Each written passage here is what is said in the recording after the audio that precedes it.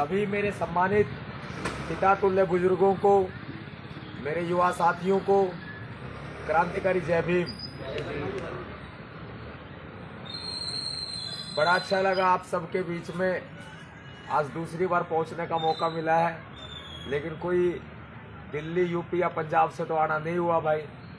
आपके गुड़गांव के निवासी हैं, बस जिम्मेदारी इतनी बड़ी जो हमारे महापुरुषों ने दे रखी है, उस जिम्मेदारी को निभाने का काम कर रहे हैं। जो हमारे कंधों पर जिम्मेदारियां हैं कि देश के हर कोने में जाना पड़ता है, और अब हमने ये निर्णय लिया है कि हम अपने गुड़गांव के अंदर जितने भी गांव हैं, सब गांव के अंदर समय देंगे।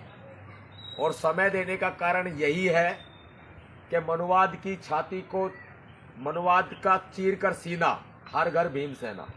हम हर घर में भीमसेना पहुंचाना चाहते हैं।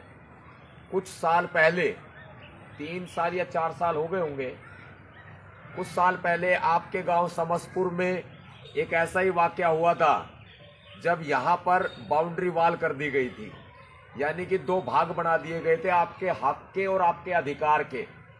ये एक बहुत छोटे स्तर के ऊपर आपके अधिकारों के ऊपर हमला किया गया था, लेकिन वो दिन है और आज का दिन है, बाउंड्री बनी नहीं बनी ना।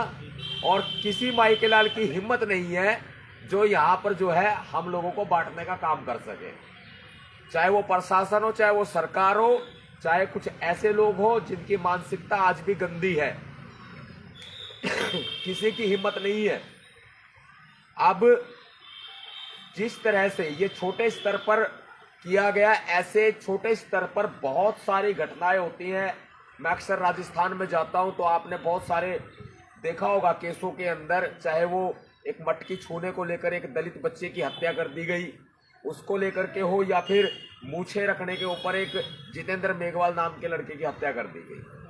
अब आप समझते हैं कि जो ये छोटे स्तर पर हो रहा है ना, जब तक बड़े स्तर से सह नहीं मिलती, तब तक छोटे स्तर पर ये काम नहीं होते हैं। बड़े स्तर पर आप टीवी में देख भी रहे हैं, सुन भी रहे हैं, और आपको अच्छे से मालूम है कि देश का संविधान बदला जा रहा है। मेरा इस मुहिम का मकसद सिर्फ इतना है, आज हमें बाबा साहब अंबेडकर जी ने अधिकार दिए, हमारे माता पिता ने हमें पढ़ाया लिखाया, आज हम इस काबिल हैं कि बड़ी बड़ी बिल्डिंगों का हमारा किराया आता है, हमारा खर्चा आराम से चलता है, संडे को, रविवार को हम अपने घरों में आराम करते हैं। लेकिन मेरा ये मानना है कि जब हम खुलेआम टक्कर लेते हैं, किसके लिए? समाज के लिए, और देश के किसी भी कोने में जाकर के हम प्रशासन से सीधा भिड़ जाते हैं, तो सोचने वाली बात है कि जब समाज के ऊपर अत्याचार होता है तो हम अपने सिर फुड़वाने में पीछे नहीं हटते। ऐसे में हमारी, आपकी, सबकी जिम्मेदारी बनती है कि कुछ ना कुछ जो है बाबा साहब के, अंबेडकर के मिशन में, या फिर महिलाओं के अधिकारों के लिए, एससी वर्ग के अधिकारों के लिए, ओबीसी के अधिकारों के लिए, या फिर किसी भी जाति का वह गरीब आदमी है जिसके अधिकारों को कुचला जा रहा है। मैं हर एक आदमी की बात करता हूं।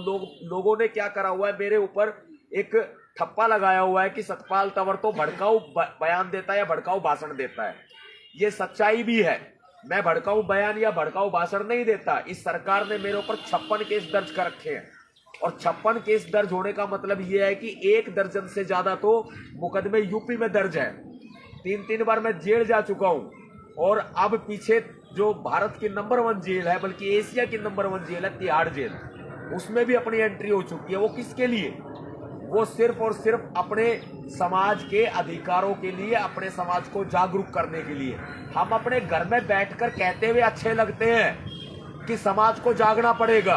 हम अपने घर में बैठकर ये सोचते हुए अच्छे लगते हैं कि भाई समाज में ऐसा कोई लीडर निकल के आए कि जो इस समाज को जागरूक करने का काम करे। लेकिन सबसे बड़ा सवाल ये है कि आखिर हम लोग क्या कर रहे हैं। मैं आप सभी साथियों का बहुत बहुत धन्यवाद देना चाहता हूं, विशेषकर लंबरदार साहब का और सभी पूरे गांव के निवासियों का, कि आप मेरे को सुनने के लिए पहुंचे। आज इस देश के अंदर जैसे हालात बना दिए गए हैं, आपको सबको पता है। हमारा जो अंबेडकर जी ने सीधी बात बताई है, 3 मूल मंत्र बताए हैं भाई, शिक्षित बनो, संगठित रहो और संघर्ष करो। सबसे पहले तो हमारी शिक्षा है, ये कलम जो है ना, ये हमारी ताकत है, और इस कलम से अगर कोई नहीं मानता तो फिर हम लठ बजाने के लिए भी तैयार है, उसमें भी पीछे नहीं है। क्योंकि सीधी सी बात है, जब कोई दुश्मन हमारे घर में घुस के हमला करेगा तो हम उसको ये थोड़ी ना दिखाएंगे देखो भाई कलम है मेरे पास। अपना बचाव ही करेंगे ना, लठ उठाएंगे, जेड़ी उठाएंगे और घर में जो कुछ मिल जाएगा वो उठाएंगे। अब इस कलम से भी हम तैयार हैं और दूसरे तरीके से भी हम तैयार हैं। बाबा साहब ने यही कहा है, संगठित रहो। संगठित का मतलब हमने एकजुट होना पड़ेगा।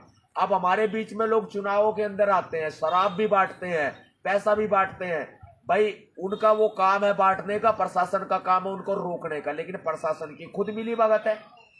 यहां मैं बार बार एक बात कहता हूं अपने देश के लोगों को, अपने साथियों को, कि भाई इस देश के अंदर जो बीजेपी की सरकार है इसने आतंक इतना मचाया हुआ है। मोदी जी की डिग्री जो है वो फर्जी है। ये बंदा एक दिन जेल जाएगा, ये पक्की बात है। ये सत्ता से हटे ये जेल जाएगा। इसलिए नरेंद्र मोदी के खिलाफ आज बड़े अभियान को चलाने की जरूरत है, वो हम चला रहे हैं। भाई हम आगे लड़ने के लिए तैयार हैं। हम लोग हर एक तलवार का सामना करने के लिए तैयार हैं। हम लोग जो मुकदमे दर्ज होते हैं उनका सामना करने के लिए तैयार है। लेकिन आप लोग हौसला तो बढ़ा सकते हो, आप लोग अपने घर में बैठे साथ तो दे सकते हो। अब भाई सतपाल भाई कर रहा है, बढ़िया कर रहा है बिल्कुल। और जो नरेंद्र मोदी की सरकार है इसने संविधान बदलने के लिए पूरी ठान रखी है। आप ध्यान रखना, जिस दिन इस भारत देश का संविधान बदल गया उस दिन अव्यवस्था फैल जाएगी, अराजकता फैल जाएगी। उस दिन जो अधिकार है, जो आज हम बड़ी बड़ी बिल्डिंगें बना करके अपने आप को कहते हैं हम कि हम मालिक हैं और हमारे पास लाखों रुपए किराया आता है और हमें अपने बच्चों को अच्छे स्कूल में पढ़ाने का मौका मिला है, ये सब अधिकार खत्म हो जाने हैं। कोई अधिकार बचने वाला नहीं है। ऐसे में क्या रास्ता होगा हमारा? जब हमारा रास्ता सीधा संघर्ष की तरफ जाता है, जो संघर्ष अंबेडकर जी ने हमें रास्ता दिखाया वो रास्ता हमारे पास जाता है। मैं किसी व्यक्ति को बुजदिल बनाना पसंद नहीं करता। अपने घर में बैठ के मैं ये कहूं कि फलाने आदमी को ऐसे करना चाहिए, वैसे करना चाहिए। सबसे बड़ा सवाल है कि हम क्या कर रहे हैं। सबसे बड़ा ये सवाल है। आज मोदी की सरकार ने, अब आपको पता है कि हमारे देश का नाम इंडिया भी और भारत भी है, पता है ना। और अंबेडकर जी ने इस पर बहुत बहस हुई थी संविधान सभा में, जब संविधान के अनुच्छेद नंबर 1 में यह कहा गया इंडिया दैट इज भारत। इस देश का नाम इंडिया भी होगा और भारत भी होगा। इंग्लिश में इंडिया होगा और हिंदी में भारत होगा। तो ऐसे में इस देश की सरकार को इस देश का नाम बदलने की जरूरत क्यों पड़ गई? आज ये पहले भारत कर रहे हैं, सिर्फ इंडिया मिटा रहे हैं। हमें दोनों नामों से आपत्ति नहीं है, दोनों नाम हमारे हैं। लेकिन इसके बाद ये धीरे धीरे अब आकर के आपका टेस्ट ले रहे हैं और उस टेस्ट में आप लोग पास हो रहे हो। क्या टेस्ट ले रहे हैं? देखते हैं कितनी आवाज उठती है बीजेपी के खिलाफ। देखते हैं कि इस टेस्ट में वे लोग पास होते कि नहीं होते हैं। ये टेस्ट हो रहा है, इसके बाद में देश का नाम हिंदुस्तान भी किया जाएगा। अब हम किसी धर्म का विरोध नहीं करते, सभी धर्मों का सम्मान है, लेकिन समानता होनी चाहिए, मानवता होनी चाहिए। हम हिंदू धर्म में बेशक से पैदा हुए हैं, लेकिन हिंदू धर्म के पाखंड को सीधी बात है नहीं मानते हैं। मैं किसी धर्म के ऊपर, किसी जाति के ऊपर अटैक नहीं करना चाहूंगा। मैं सीधी बात यह कहना चाहूंगा कि इस देश में हर एक धर्म का हिस्सा है कि नहीं है। भाई आप बताओ, एक धर्म को टारगेट करके अगर हम ये कह दें कि भाई एक ही धर्म का देश होना चाहिए, वो गलत है कि नहीं है? जब देश में हर एक धर्म का हिस्सा है और मौलिक अधिकार है धर्म निरपेक्षता का अधिकार, जो कि संविधान में है, तो हर एक धर्म को यहां पर जीने का और यहां पर रहने का अधिकार है। इसी तरह से हर एक जाति को है, लेकिन जातिवाद और सांप्रदायिकता ने इस देश को पीछे कर रखा है। इसी का फायदा बीजेपी उठा रही है। दंगे कराना बीजेपी का काम है, लोगों को भड़काना बीजेपी का काम है। अब इससे रोकना पड़ेगा। संविधान को बचाने के लिए हमें आगे आना पड़ेगा।